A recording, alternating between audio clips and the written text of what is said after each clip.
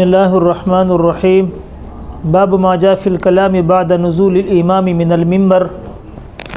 دیکھیں اس مسئلے کی، اس باب کے مسئلے کی کچھ وضاحت پچھلے باب کے اندر آ چکی ہے، تفصیل کے ساتھ ہم نے وہاں بات کی تھی کہ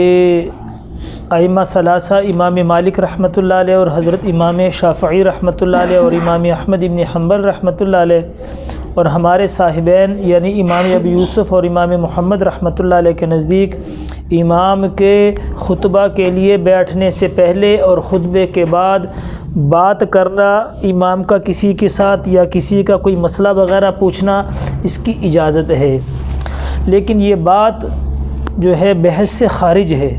کیونکہ امام صاحب رحمۃ اللہ علیہ بھی یہی بات کہتے ہیں کہ دوران خطبہ بھی اگر امام کسی کو کوئی مسئلہ بتانا چاہے تب بھی امام کو اجازت ہے، اور ضرورت کی بات اس وقت بھی کر سکتے ہیں۔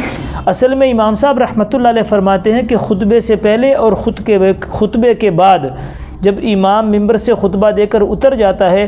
باہم گفتگو کی ضرورت نہیں ہے،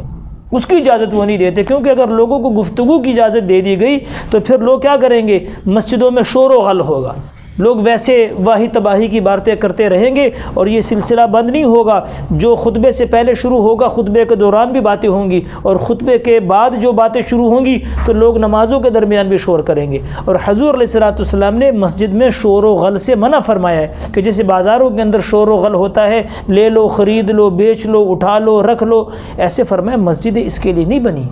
مسجدیں تو اللہ کی یاد کے لیے بنی ہیں۔ تو امام صاحب کا رحمۃ اللہ علیہ کا جو قول ہے کہ امام کے خطبے سے پہلے اور خطبے کے بعد لوگوں کو باہمی گفتگو کی اجازت نہیں ہے، باقی رہ گئی ضرورت کی باتیں، تو ضرورت کی بات تو ہر وقت آدمی پوچھ بھی سکتا ہے اور کر بھی سکتا ہے، ایک بات۔ دوسری، یہ باب کی جو روایت ہے انس بن مالک رضی اللہ تعالیٰ عنہ سے، اس میں یہ جو باب کی حدیث ہے یہ باب سے غیر متعلق ہے، اس کا باب سے کوئی تعلق نہیں ہے۔ کیوں کہ اس میں جریر بن حازم رحمۃ اللہ علیہ اس کو حضرت ثابت بنانی رحمۃ اللہ علیہ سے روایت کرتے ہیں، اور وہ حضرت انس بن مالک رضی اللہ عنہ سے روایت کرتے ہیں، لیکن اس حدیث کا باب سے تعلق نہیں ہے۔ باب یہ ہے کہ امام جب جمعے والے دن خطبہ دے کر ممبر سے اتر جائے تو لوگ ضرورت کی بات کر سکتے ہیں، لیکن اس میں جو حدیث لے کر آئے ہیں اس کا جمعے سے تعلق نہیں، یہ حدیث عشاء کے بارے میں ہے،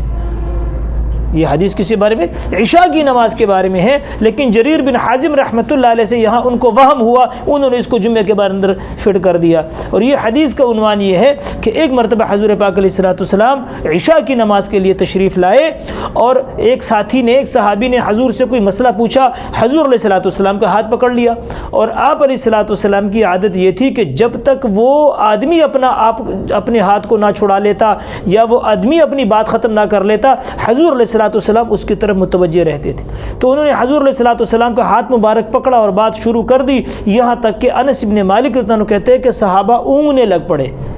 صحابہ کو نیند آ گئی اور اونگ کی وجہ سے جھکنے لگ پڑے ایسے، لیکن یہ واقعہ عشاء کی نماز کا ہے، لیکن جریر بن حازم رحمۃ اللہ علیہ نے اس کو جمعے کے اندر فٹ کر دیا۔ تو بھئی جمعے کی نماز تو زوال کے بعد ہوتی، اس وقت تو نیند کا کوئی تصور ہی نہیں ہے، تو یہ جمعے کی یہ حدیث باب سے اس کا کوئی تعلق نہیں ہے،